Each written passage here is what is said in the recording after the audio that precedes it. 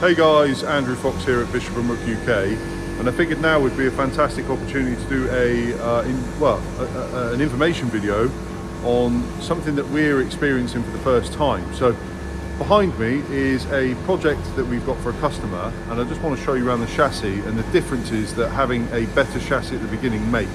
Now, we found a market of vehicles that have come from the Italian military, and they are absolutely fantastic compared to some of the British vehicles. But I'll talk you through a little bit about the differences in finding something that's this clean and using something that isn't quite that clean at the beginning of the process. So I'll turn the camera around and just show you exactly what we've been up to.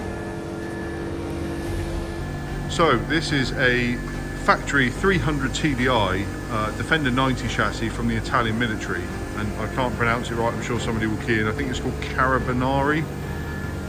But the chassis itself, you wouldn't believe it, this vehicle came into the workshop for stripping 3 days ago. And as you've probably seen in some of our other videos, that typically a chassis will require quite a lot of restoration. This chassis, however, has had no welding at all its entire life. Some of the telltale signs is it has not had a cross member replacement, and the cross member is absolutely immaculate. And the chassis itself has had zero welding at all, so even down in those typical spots of corrosion is nothing at all. So really, all we've had to do on this one is rub it down and acid etch prime it, and then paint it with our finish. But the beautiful thing about this is it means that it's gone incredibly quick compared to a normal project. So we've fortunately managed to save probably 60 to 100 hours on chassis restoration on this project alone. Now, with part of our rolling chassis kit, this meant that we had all of the correct parts on the floor. You've seen some of the other photos at the time of build, which means 2 or 3 days have gone by, it's been through paint and it's been through its various stages of preparation, and we're now building the car. So that's kind of the difference between a very good condition chassis and something that's not quite as nice. So I'll wander you over to the next part and show you what the differences are.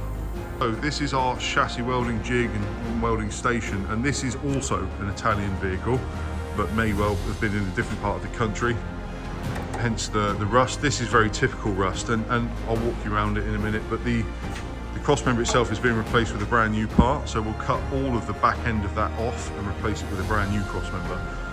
The other welding that this requires is the front outriggers.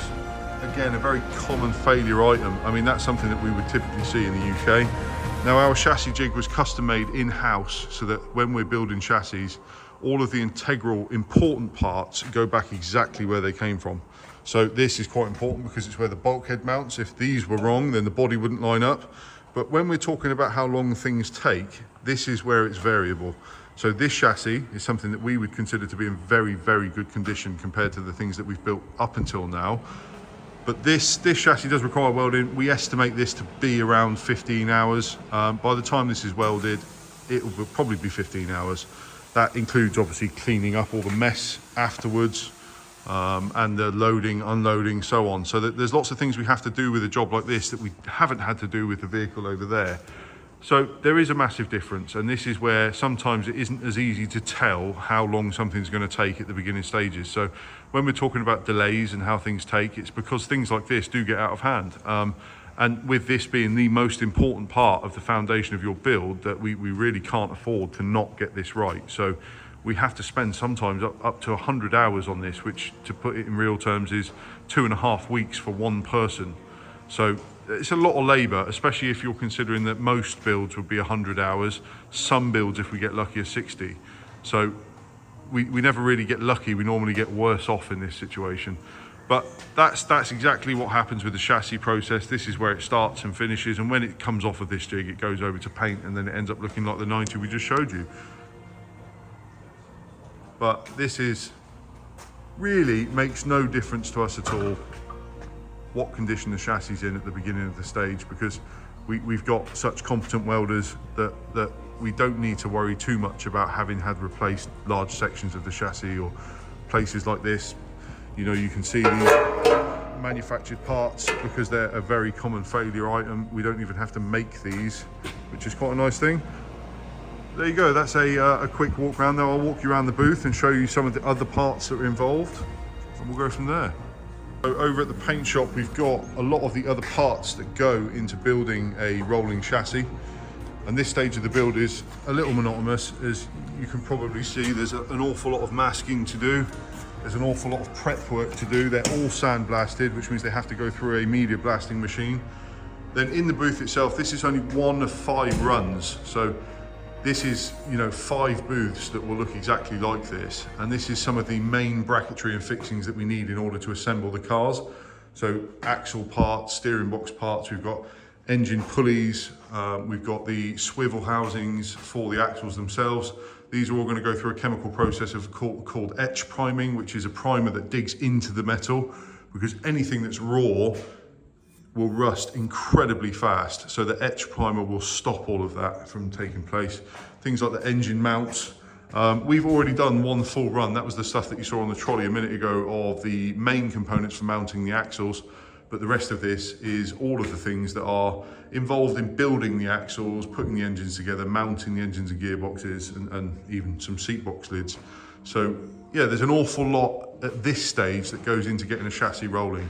Although it happens very, very quickly, it's because we're doing 3 or 4 vehicles at once. So in normal circumstances, we try and get to a point where we've got a stockpile of stuff that requires this work. And then at that point, we do it all in one go. That's it. That's the final stages of the rolling chassis kit and the build-up stage to putting the engine onto the chassis. At this stage, we've probably got about 3 or 4 hours worth of curing time in here to do, so none of this stuff will be fitted today. But in theory, all the stuff that's in this booth and all the stuff I showed you on the floor will start to go onto the builds in the next few weeks. So from this stage to rolling chassis stage on 4 vehicles is realistically maybe 60 to 100 hours per vehicle.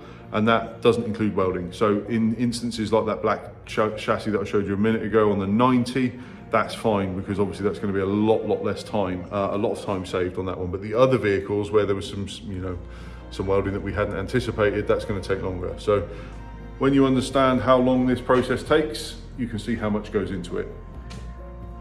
Andy, over and out. Speak to you soon.